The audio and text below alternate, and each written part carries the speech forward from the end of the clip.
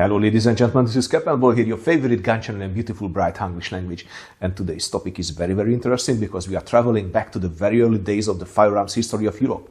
We are going to talk about the oldest, properly dated handgun of the European firearms history, which is the Tannenberg Büchse from the 14th century. We are going to cover its importance, of course, and we are going to try to find out how it actually worked, because this question is much more interesting than what you first think about it. But before we continue, let me ask for your support. Your donation through patreon.com/capandball are vital for keeping the quality of this channel high. Google is unpredictable, which means that we have to rely on this kind of support that we receive from you to make the money that we need for making the content. We are also present on History of Weapons and War platform, which is an excellent hiding place for gun nuts like us, with thousands of videos from educational creators. You can also like, share, comment and subscribe to our channel, because that will also help us grow, and you can also be the member of our channel, which is also a great help for us. So if you can, please support me. If you cannot support me, that's also not a problem, because that's my life, that's my hobby, that's my passion. I'm not going to quit. So what is the importance of the Tannenberg Handbüchse? Well, for the first sight, nothing. It is a muzzle-loading hand cannon, a handgonne, which means that it does not have any kind of lock system, it does not have any kind of sight systems, it does not have any kind of stock, which means that it is very uncomfortable to hold and very uncomfortable to shoot. But this one is still very important for the European firearms history. So the handgonne is nothing more than a pipe that is closed on one end. It has a touch hole and it can throw a missile with a black powder charge. It can throw a missile probably to less distance than a contemporary bow or crossbow. But still, this was quite interesting because it was much cheaper to manufacture and needed less training for the soldier, which was quite important by that time. They were surely loud and frightening in the early times, but they were quite slow to operate and they were quite inaccurate. With a handgonne, well, you can hardly hit a man-sized target at 10 or 15 meters, which is much less than a bow or a crossbow. The rate of fire was very slow, meaning that with a bow you could fire 10 to 15 arrows, while you could only fire the handgonne once. In the late 14th and early 15th century, the borderline between the artillery pieces and the handguns was very thin, and it was quite very flexible. Early 15th century manuscripts tell a lot about how close the using method of larger handgonnes and smaller artillery pieces were to each other, proving that the dividing line is hard to pull clearly between the two arms at this stage. If you check the German manuscripts, you can realize that both of them are called Büchse, which sometimes makes it very hard to differentiate between them. If we want to pull a borderline now, then we can say that the artillery pieces, they were operated by more men, they were heavy stuff, you needed animals to tow it, they were not flexibly movable, which means that they were kind of static, mainly the items of sieges, while the handguns, they could be operated by 1 or 2 persons, and they could be carried to field battles as well. The heavy artillery pieces often had carriages with wheels as early as the late 14th, early 15th century, but we also find quite a few examples when the barrels are placed on static installations. So we know that the handguns separated from the artillery pieces sometime in the second half of the 14th century, but we don't exactly know when. We have many handguns in the museums, but they are very hard to properly date, because their characteristics are nearly the same for 100 years. The task is even more difficult if we want to clearly decide if we have a true handheld gun or a part of a heavier firearm that was operated as part of artillery. The manuscripts display many ingenious, often dangerous methods and ideas of attaching multiple barrels to wooden stands, mostly to increase the rate of fire and accuracy of the shot. Some of them are feasible ideas, some of them raise serious questions whether they were ever tried or not. But all in all, they are interesting pieces indeed. But the Tannenberg Büchse is different, because we can properly date it. Well, this gun was found in 1849 during an archaeological excavation at the castle of Tannenberg, under the ruins in the cistern. Now, we know that this castle was destroyed in 1399 in a siege, and it was never rebuilt. So anything that is found under the ruins, well, that was made before 1399 for sure. Probably there are other hand cannons in the museums that are older than the Tannenberg gun. But this is the only one that we can date with 100% security that it was made in the 14th century. We cannot do this with any other guns. The cast bronze barrel that is kept in the German National Museum in Nuremberg today is nearly intact. Although on the muzzle and on the socket it shows some deformity caused by the collapse of the castle and the heat of the fire. It is a good question how it got into the cistern. Probably it was dammed there to prevent the enemy from seizing the valuable arm. Or it became useless due to a failed charge and was disposed. or it was accidentally dropped into the water container. Who knows? The Tannenberg ruin is in western Germany, south from Frankfurt, in the municipality of Seeheim-Jugenheim, Darmstadt-Dieburg district in Hesse. The castle itself was built by Ulrich I of Münzenberg around 1230, but it is also plausible that it was built on an older fort. It was a center of a small lordship. It was first mentioned in 1239 as the castle of Seeheim. By this time, the name of the owner family was changed from von Münzenberg to von Tannenberg. After the death of Ulrich II, the ownership of the castle was divided between multiple nobles related to the family. But let's hit the range now. These hand cannons were short-range weapons, much less accurate than a bow or crossbow. Let's start testing it from 15 meters only. Images of contemporary manuscripts prove that there were at least two popular holds for the handgonnes. One is holding it under the armpit. The other hold was when the shaft was placed on the top of the shoulder. In both cases we find images when the soldier is operating the match with the other hand, but also examples when both hands grab the gun to help secure aiming. This proves that after igniting the meal powder with the match, the priming powder was so slow that he had time to drop the match and to aim the gun with both hands. As early as the first decade of the 15th century, we already find images of primitive locks, nothing more than a bent piece of metal rod attached to the shaft with a pin, creating a trigger lever and a holder for the match. This surely allowed more precise aiming, as handling of the match was not necessary anymore. The soldier placed the smoldering match in the hammer, aimed the gun, and fired when ready. The charge first will be 40 grains of meal black powder. So it is real pulverized black powder. This powder is crushed from corn powder, so it is a bit more faster than meal powders. It's already coming out at the touch hole. And a 16mm or 15.9mm lead round ball.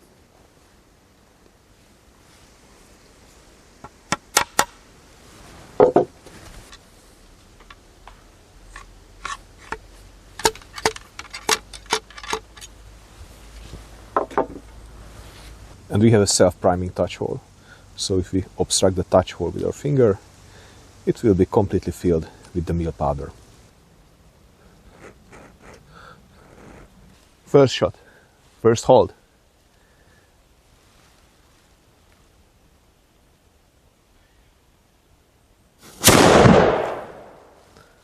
A 7.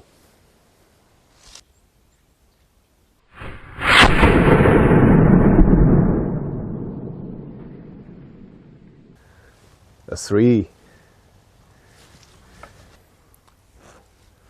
Shot number 3, hold number 1.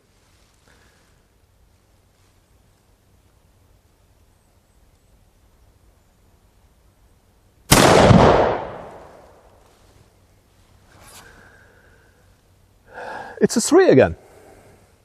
So I have actually 3 shots in the target, all 3 shots in the target, which is quite good at 15 meters.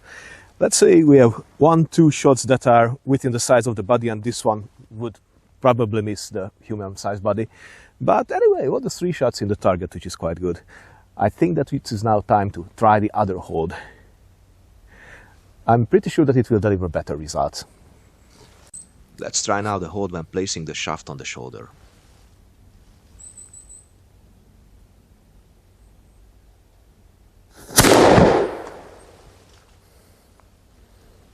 A 4.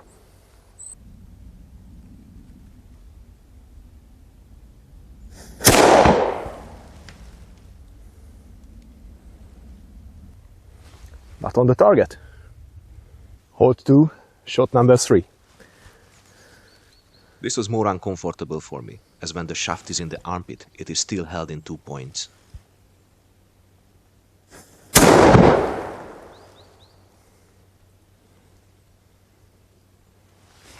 Not on the target. And this is quite interesting, ladies and gentlemen, because with the traditional hold, I have 1, 2, 3 shots in the target, and with the other one, which seems to be more convenient and which seems to be more accurate, I only have 1. Let me tell you about the history of the Tannenberg castle. We know that it was destroyed in 1399, but why it was besieged? It was besieged because one of the owners, Hartmut, and his men were accused with robber Neidon, which means that they were robbing the merchants on the way between Frankfurt and Mayence. These robber knights, they were actually feudal landowners who acted independently from the local authorities. They often collected very high taxes, tolls from the local people. They also stopped the trade routes to rob the people crossing their land. So they were really harmful for the society. So an alliance called Pax Dei, or God's Peace, was formed against them, including the two cities of Mayence and Frankfurt, which was quite important because they possessed artillery pieces. The artillery provided were two Steinbüchsen, or stone-throwing mortars. These heavy pieces were probably shipped on the Main and Rhine rivers to Mayence, from where it was moved on wagons to the castle. The siege was supported also with wooden siege towers, with trebuchets, with entrenchments. But the trebuchets and the cannons need only 1 week to break the walls of the castle, which is not a quite long siege. In fact, this is one of the very first documented occasions when the artillery plays an important part in breaking the walls of a castle. And this marks the very beginning of that age when the castles built on high mountain tops become completely obsolete with their high walls, and they will be replaced in the future with forts that are built on the ground and which have very thick walls and works that allow the deployment of artillery. So what was found exactly at the castle of Tannenberg? Well, first of all, Tannenberg is a time capsule. As it was destroyed in 1399 and never rebuilt, well, we can be sure that anything that we find there, it is connected to that age. The first archaeological excavation on this site was carried out in 1849 by a group of German archaeologists who published their results in 1850 in Frankfurt. It is important to note that the Tannenberg Büchse is not the only firearm that was found at that location.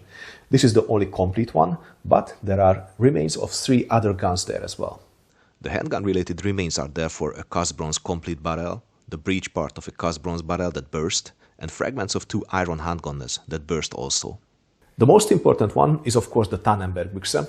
It was found at the cistern and it was still loaded with powder and ball. Unfortunately, they were pulled and we don't know exactly how it was loaded, what powder charge it had or what size of ball it was loaded with. A piece of the wooden shaft was still in the socket at the back of the gun, and there was an iron ramrod at the same location that is matching in caliber and size to the handgonne. So this is a cast bronze gun, but there are also file marks on it, which means that it was finished somehow with filing. The total weight of the gun is 1,235 grams, and the total length is around 32 centimeters. Not in the same location, but still at the castle, another bronze breech piece was found. That's a remain of the same kind of handgun as the Tannenberg Büchse. It is less in outer diameter, but the caliber is bigger. It's around 20 millimeters. The caliber of the Tannenberg Büchse is smaller than that. So they are not exact copies, but they are from the same genre. And there are also 2 fragments from iron handgonne barrels in the collection. They both burst. One is smaller, the other one is longer. And they suffered a catastrophic failure, just as in the case of the other cast bronze breech that I mentioned to you before. And this tells us that the handgonnes were manufactured both with iron forging and brass casting in the 14th century. So all these firearms-related artifacts came from different locations. The Tannenberg Büchse and the iron ramrod came from the cistern. The 2 smaller barrel fragments, they came from a cellar, and the longer iron fragment, well, we don't know the location where it was exactly found, but somewhere around the castle. It is also important to note that bullets were also found at the location, but in significantly less number than in case of arrowheads. The total number of arrowheads is 553, and they only found a handful of bullets. So which means that at the end of the 14th century, the crossbow and the bow was still much more important than the handgun. It is also interesting to note that there were bullets that were made not from lead, but from ceramics. Now, that would also make a beautiful experimental archaeology project for me. So let me tell you a few words about my reproduction. Now, this was made by LT Customs in Italy. This is CIP proofed, so it is perfect for modern time black powder shooting. Its caliber is 16 millimeter, which is, let's say, quite close to the information that we can find on the internet. I will get back to this information later. It is not a 100% copy because there are minor differences, but I would say that it is fairly following the lines of the original, which means that it is not good for experimental archaeology, but it is perfect for storytelling. So there are many controversial information on the internet about the Tannenberg Büchse. If you make a Google search, I'm pretty sure that in 5 minutes you will find at least 2 or 3 blueprints that you can use for making your own. But I'm pretty sure that none of them are correct. The most accurate description and measurements of the Tannenberg Büchse come from Ernst Röder, who wrote an article about this in the Zeitschrift für Historische Waffenkunde in 1902-1903. The most valuable part of his article are the measurements. Röder had to publish the proper measurements as early as the beginning of the 20th century, as false data was spreading fast. According to him, the bore is cast over a mandrel, probably made from the same material as the entire mold. When the Büchse cooled, this mandrel was scraped out, and the hole was cleared and finally smoothened somehow. But the inner surface remained rough. Probably this is the cause of the controversial information about its caliber. The length of the socket is 29 to 31 millimeters. The octagonal part is 116.4 to 118 millimeters long and 33.5 millimeter in diameter. The cylindrical part is 168.4 to 166.8 millimeters and tapers from 27 to 22.5 millimeters. Just before the octagonal mouth freeze, the diameter of the cylindrical part drops to 22 millimeters, forming a circular groove. The muzzle is damaged. Its plane is not perpendicular to the axis of the bore. The octagonal mouth freeze has a diameter of 28.9 to 29.8 millimeters length to length. Its thickness is 3 to 5.1 millimeters. According to Röder, the caliber at the muzzle is 17.2 to 17.9 millimeters and shrinks to 16.4 at the end. At around 70.75 millimeters, a restriction is visible that reduces the bore diameter to 6.7 to 8.9 millimeters. After this, it opens up quickly again to approximately to the bore diameter. So what is this restriction in the bore? Does it have any kind of purpose? Or is it just a sign of primitive casting methods? They are good questions, and I really hope that in the future the bore will be examined with modern technology as well to find it out. There is a blueprint on the internet that shows the gun with a uniform diameter chamber, around 10 millimeter chamber. Now, this is surely wrong. This is based on Moritz Stirbach's book, published in 1886. Well, Moritz Stirbach did not measure the original gun, but only a copy that was told to him it is an exact copy of the original, but it was actually not. So this is the point where this information started to spread all over the world, and today it is indestructible. So the Tannenberg Büchse is an interesting and important gun of firearms history, but it is not the first one. It is not the first design, because if you check the outer profile of the bore, you can clearly understand that this cannot be the first idea. Well, if you check this section here, you can see that the thickest part of the gun is at the breech section. Just think about it, how many trials and errors were made to understand that the pressure curve is the highest here at the breech. This is where you have to protect your gun. This is where you have to leave the thickest walls, and you can take away the material where the gas pressure drops towards the muzzle. Interesting, isn't it? It is also interesting to think about the possible purpose of the restriction in the bore. Why do we have that there? Well, if there's a restriction, well, it was meant for stopping the bullet at a certain depth at the bore. But why I want to stop it? And that's a good question. And probably I have an answer for that, because the loading method of these early handgonnes and also the artillery pieces differed a lot from what we call safe loading method for muzzle-loading guns. The first purpose of this restriction can be to save the power of the mill powder charge. Now, mill powder is sensitive for compression, which means that if you compress it, then you eliminate nearly all the air gaps between the particles, which means that it is not going to be able to burn that fast and generate gas as fast as the granulated powders. So this restriction can surely prevent this. So this can be a cause. The second possible answer can be found in a Feuerwerkbuch, a manuscript dated 1432 that is describing the loading method for artillery pieces. Well, the manuscript is writing about Büchsen, which can be artillery pieces and handguns as well. I'm pretty sure that he is mainly writing about artillery pieces, but I'm also pretty sure that the same kind of loading method could be used for handguns as well. Today, if we load our muzzle loaders with modern corned powder, then one of the basic safety rules is to never leave an air gap between the powder charge and the bullet, because if you leave an air gap, then the pressure will be such high that you will have a bubble in your bore, means you have to replace it for big money, and in bad cases it can also burst. So never leave an air gap if you are using modern powders. Well, this Feuerwerkbuch is telling an opposite information. It tells us to leave an air gap to help the combustion of the charge before it will move the projectile. The method was the following. First, 1/3 or 1/4 of the volume of the chamber was filled with meal powder. Then came a softwood plug. If it was made from dry wood, then poplar was to be used. If it was freshly cut wood, then adler was the best one to use. The side of the plug facing the bullet was hardened with burning. The stone ball, in case of artillery pieces, was charged on top of this plug. This stone ball was wedged all around to prevent moving, and the gaps between the bore and the bullet on the circumference were sealed with waxed clothes. Now, this kind of loading method ensured that the powder charge will combust entirely before it moves the projectile, which means that they could reach more force and larger shooting distance, of course. So let's not forget that the borderline between the artillery pieces and the handguns is very, very thin. So it can happen that the same kind of loading method was used for handguns as well, as I told you. I can truly imagine it. Pictorial evidence of such loading method is visible in the Codex Germanicus, number 600, dated to the first quarter of the 15th century. On the first image, a person is visible cutting a plug from a block of wood, while the other soldier is preparing a larger hand cannon for loading. On the second image, ramming of the plug and the wedging of the projectile is visible. Let's try a little experiment. I'm going to charge the bore with 40 grains of meal powder. From this point, I use the powder closer in composition to the medieval powders. Still a crushed powder I made from corn powder, but I added some coal to the mix to reduce the ratio of salt better. And the projectile I'm going to use is one very loose-fitting lead slug. These are lead slugs with a patch, just to give it a little seal. And I'm going to push it gently on the powder, so there is no air gap between bullet and the powder charge.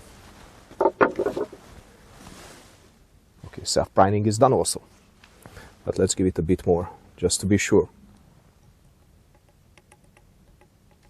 Okay, let's see first the recoil of discharge.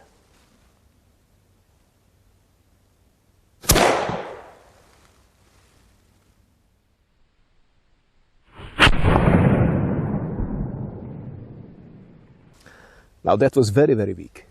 Now let's leave some air gap. I'm going to charge the same 40 grains of meal powder.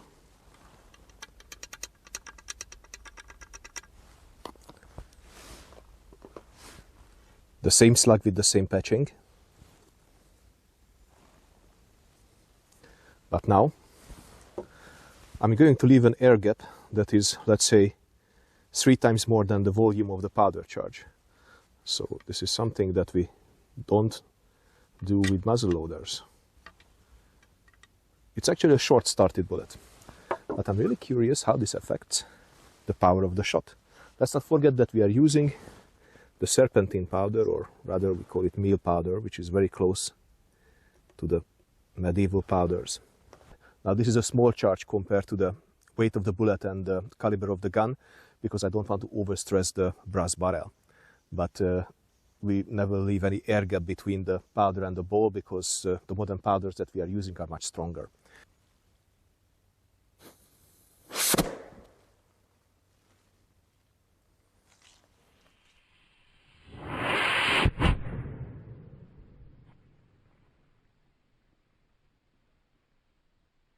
So this was quite interesting. I never thought that this shot will be weaker than the first one. I really thought that the air gap between the powder and the ball will increase the gas pressure, and it will increase the muzzle blast, increase the recoil of the gun. But it was nothing. It was nothing. I could even see the bullet hitting the ground, which means that it did not have any kind of velocity or energy that was enough for harming a human. I'm pretty sure that it could never take your eye out. There must be something different with this loading method.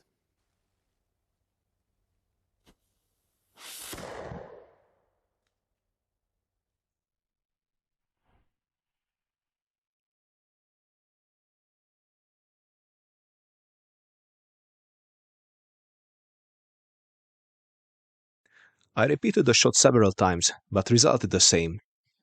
Even if I left an air gap, the force of the shot was very, very weak.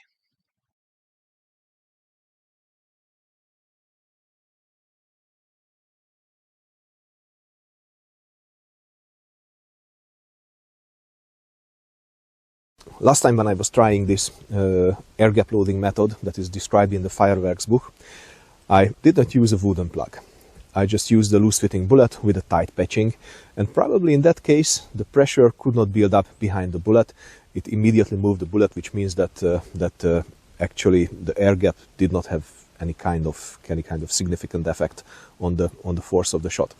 So now the situation is different because I have wooden plugs. They are tight-fitting wooden plugs that I cut from softwood, and I'm pretty sure that they are going to be a stronger obstruction in the bore than that loose-fitting patch round ball, which means that we are going to have probably a better pressure build-up behind it. So let's try both loading methods. I'm going to start with the traditional one, which means only powder, 40 grains of meal powder. I'm going to ignite it with a cord, so I'm going to put one into the touch hole before we continue.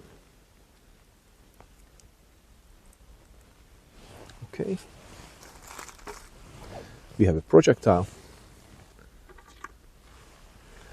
and we are going to choke it with paper.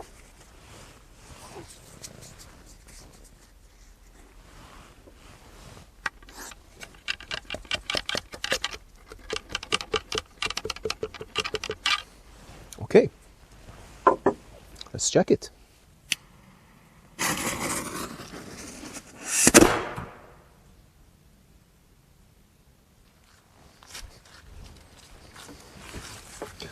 It is so low that we cannot track the projectile. Meal powder charge, traditional loading method.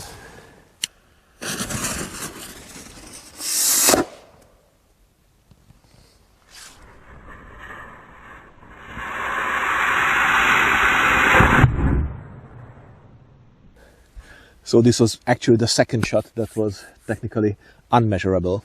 So the velocity is so low and so unpredictable that this device cannot track the bullet. Anyway, let's try the loading method with the air gap. So now comes the loading method described in the Feuerwerkbuch. We charge the same powder charge, which is 40 grains of meal powder.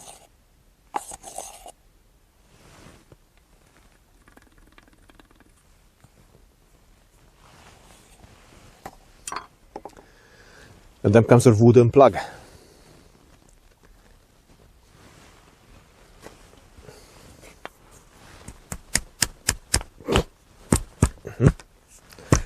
Okay, it is definitely hard to ram down. We need heavy artillery.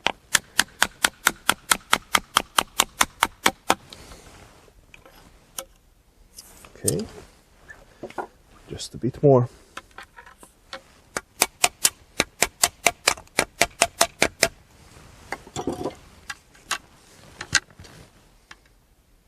That should do it. Projectile. And we just add some paper to hold it in place until we fire the gun.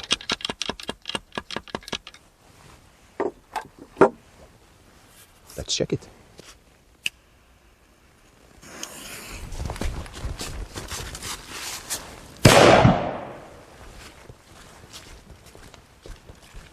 Hey, ladies and gentlemen, we have a velocity here. This is 93 meters per secondum. What an incredible velocity. So that was a louder bang, ladies and gentlemen, which means that the gas pressure was higher, which means that the concept is working. And we were able to measure the velocity. It is only 93 meters per secondum, which is quite ridiculous compared to modern guns. But let's not forget that this is not an experimental archaeology charge, because we don't exactly know what the medieval charges were. So this is just some little experiment to show you that if you don't leave air gap in case of the meal powder, you get a very weak shot. If you have that air gap that you actually need for not crushing the powder, for not compressing the powder, then you have, let's say, a fair shot. With 93 meters per second, well, let's say this is on the edge of causing an injury to somebody. But probably not enough for killing anybody. But this is not the original charge, I tell you. So don't consider it as an experimental archaeology project, please. Just an experiment to show you that the air gap does increase the gas pressure. Now, when you're doing this kind of shooting, always remember that I'm using meal powder now, which is weak, very, very weak compared to the modern powders. So if you're shooting your muzzle loading gun, never ever leave an air gap between the projectile and the powder charge. That's one of our basic safety rules. Otherwise, your barrel can burst or you will have a bubble in your bore. Both of it are wrong, so they are bad for your health. Don't do it, please. But anyway, this was a fun little experiment.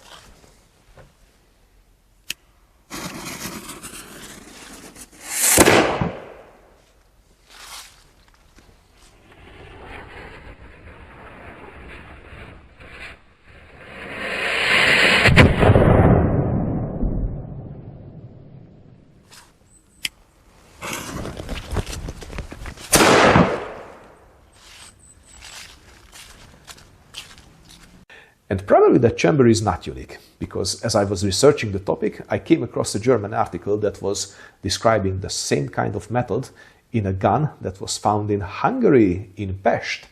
The info about this gun was published in the Zeitschrift für Historische Waffenkunde in 1902. It is also cast bronze. The shape is not identical, but quite similar. Unfortunately, this gun is not in Hungary anymore.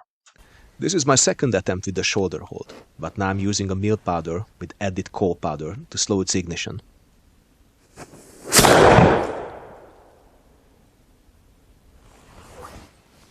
Fast. I'm trying to find some time to grab the gun with two hands after igniting the primer, as seen in the manuscripts.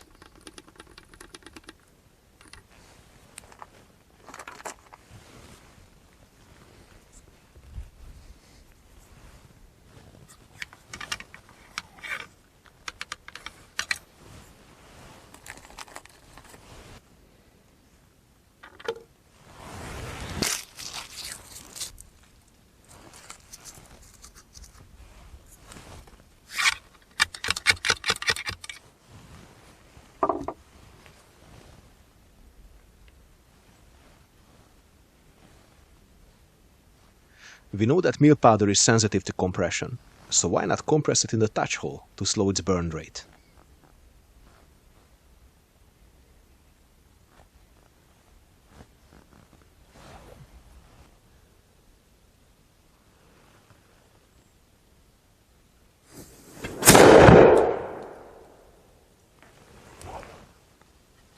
At least two in the target.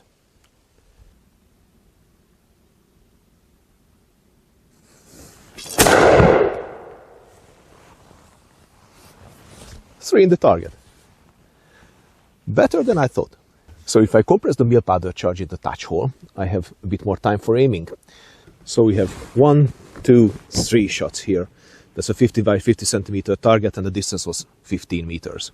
One thing for sure, that you have to hold this thing with two hands. And this is what we see in the manuscripts as well, by the way, so this is not such a great surprise.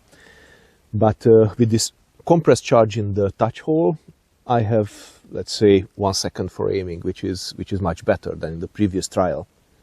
It is also an interesting question, not just how the guns were loaded, but what tools they used for loading it. Well, we don't have too many information about it, because in the museums we seldom find anything that is coming from the 14th century or the early 15th century. But on illustrations we can find many little bits of information that are helpful for understanding those times.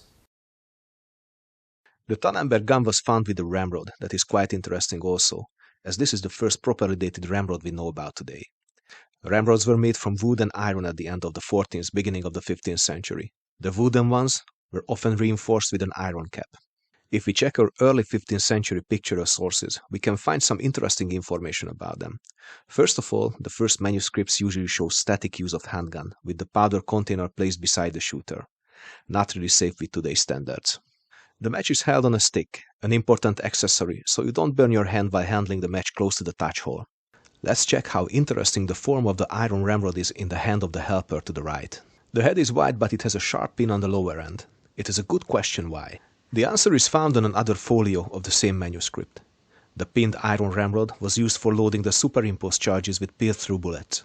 My assumption is that the pin was inserted into the hole on the projectile, and after pushing the undersized ball on the powder or on the wad, it was expanded with hammering the ramrod into the bullet. This expanded the ball and sealed the system, solved the problem I had in the first part of the video about the multi-shot handgonne. This type of ramrod is uniquely displayed on folios showing multi-shot handgonnes with superimposed loads. This image is also special, being one of the very first images about casting lead projectiles using a mold. This one is about another useful accessory, probably a bullet screw for removing the projectile from the direction of the muzzle. This image comes from the second half of the 15th century, showing more advanced accessories. First of all, we see a box of bullets and probably powder charges on the ground. Close to the soldier loading, there's a leather shooting bag. The ramrod of the funny guy loading the arquebuse is also interesting. This specialty was highlighted by Alexander Spiridonov on Vikingsword forums. The question is why we have that hook on the iron ramrod. The same kind of hooked ramrod, leather shooting bag and powder horn is visible on a fresco in the castle of Chalant in Italy, created at the end of the 15th century. Alexander actually found the answer on a page from a manuscript from the Wallace collection that clearly shows a soldier attaching the ramrod on his belt with this hook. The simplest solution is often the best. We also have some images showing how the match was handled. What we see on these 15th century images is that the match is carried in hand or pushed through the stock of the arquebuse.